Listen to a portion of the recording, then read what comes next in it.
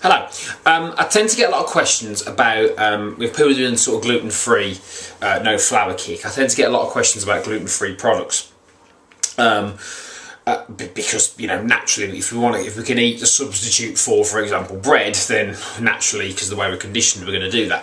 I think, to be honest with you, what's tend to happen is that it was when it was identified that a lot of human beings have got sensitivities to gluten, which is the protein in wheat flour. If you didn't know, protein in wheat. If you didn't know, that they, you know, anything can be marketed, anything can be sold. So they sort of then devise these products, if you will, that tick the boxes for gluten-free. Now, I think the challenge with the gluten-free products, I mean, I've got some gluten-free bread here, for example. I won't show you the brand, but I've got some gluten-free bread here. And just to illustrate the point, really, just to talk about the first sort of 5-6 ingredients are water, tapioca starch, rice flour, potato starch, and vegetable oil.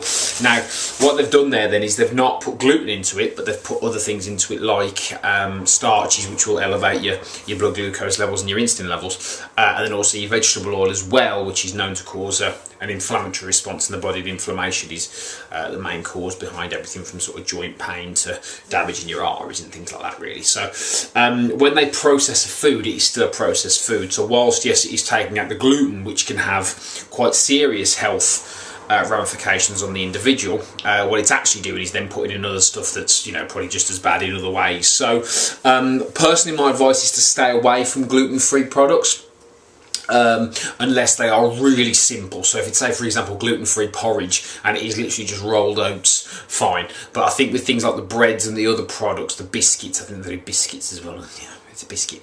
But I get it. So just be careful around gluten-free. My own advice is I go black and white with these things. Just keep it simple. Just stay away. There's plenty of food you can eat. You know, and my diet plan sort of demonstrates that there's plenty of stuff you can eat to go gluten-free. So yeah, any questions, let me know. But yeah, steer free of gluten-free products, particularly the gluten-free breads and things like that. But make sure you always check the label to notice they don't just put in loads of sugar and starch anyway, which is not gonna really help you. Really, it's just gonna make you gain weight, even if you took the gluten out. So yeah, see how you get with that, and I'll speak to you guys soon. Cheers.